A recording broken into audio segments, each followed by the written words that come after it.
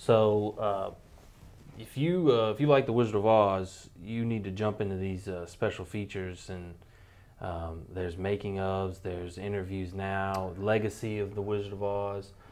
Yeah, I watched the film, and then I watched it actually with the commentary, and it has a narrator, film historian, talking about the film, and then it also interjects voice spots from the cast members and crew from just different documentaries, I guess, previous documentaries and interviews.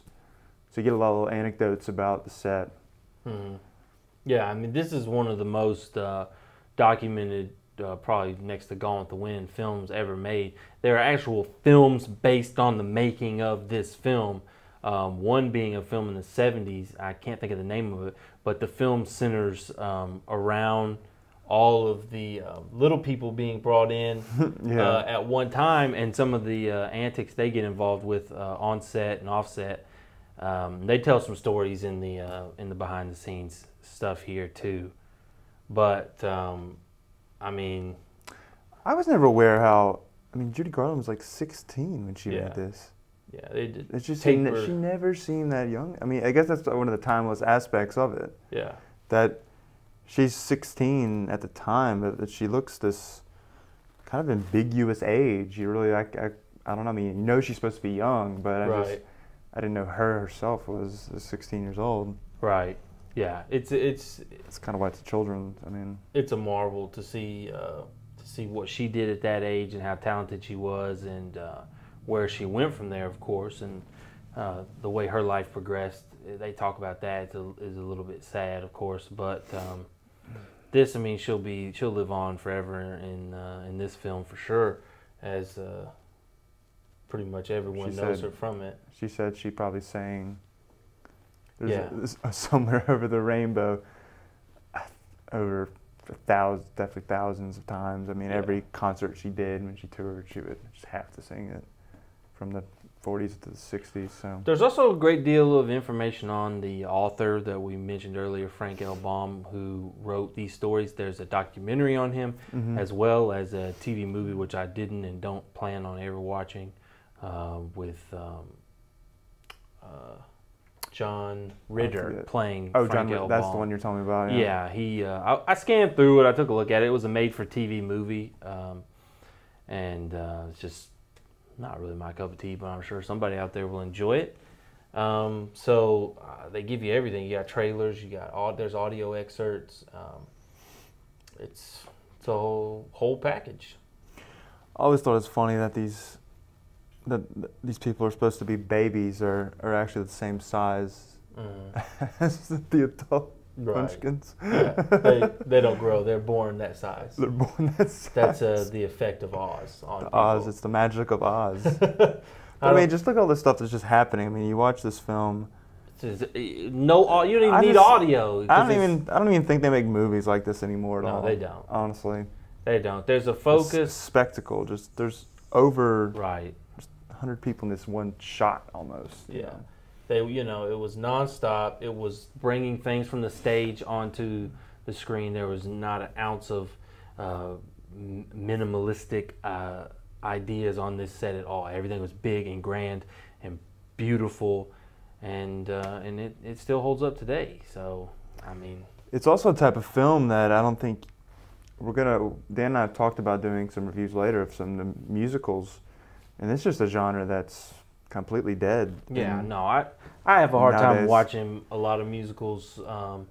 Nowadays, I don't know why. I'll probably sound a little snobbish when I say that, but they just lose something to me that the classic era had. And I'm not a huge musical fan, but I guess being such a fan of films and seeing the amount of work, they'll blow your mind, some of those things that were made in the 40s and the 50s. Well, a modern musical that blew my mind was R. Kelly's Trapped in the Closet. Well, that's an epic in its own right. 70 minutes of the same beat and him singing all the characters. Well, he he channeled, the great directors and Broadway artists of back in the day, and he channeled them to create a piece of garbage. No, it's like when they try to do musicals nowadays, it has to be like an event, like MTV's Hip Hopera. Carmen, they did with Beyonce. I think it was her.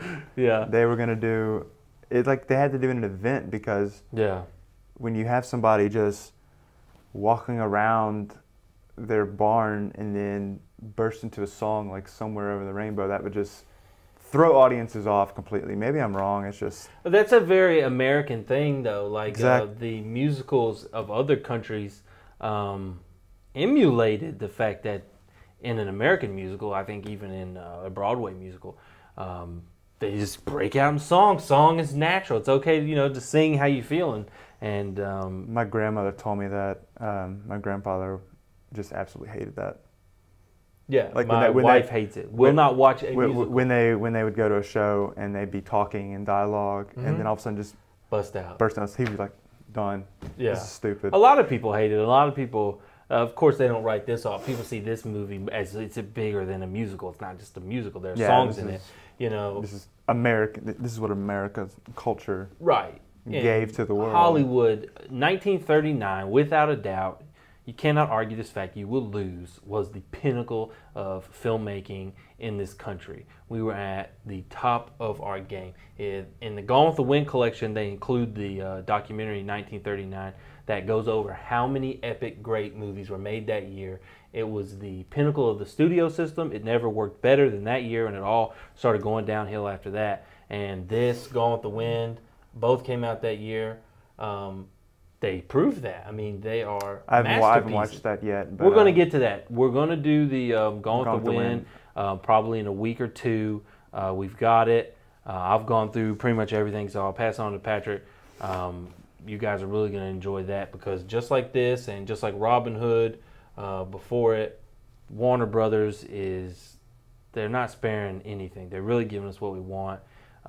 They're going in and cleaning these things up to, they've never been seen like this.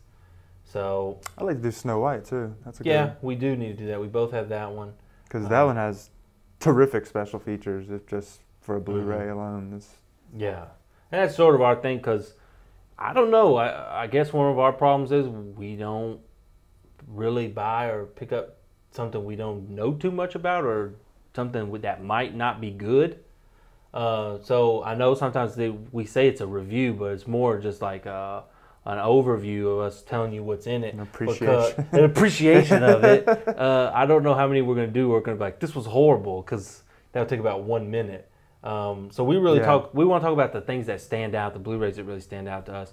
And this is one. Put this on your list. You can pick it. You can get a 1-disc Blu-ray at Walmart and a 3-disc at Target. And I'm certain you could rent it on Netflix. Yeah. And Amazon has a couple of different ways to do it too. Just check it out because it's really just a buy it. Renewed appreciation. You need to buy it if you're a film fan of any sort. If you have children.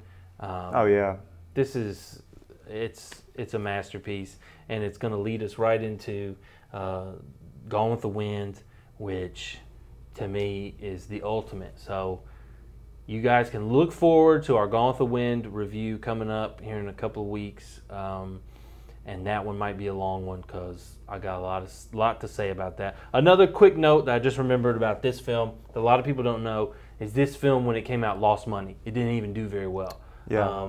It wasn't until the television era, where people would turn it on and they would see it. And ironically, when they were showed on TV, there was not color TV, so people didn't even know about the color and the whole duality of it for a while until color television broadcasts happened, and then it just kind of blew up. People just we said their kids would enjoy it.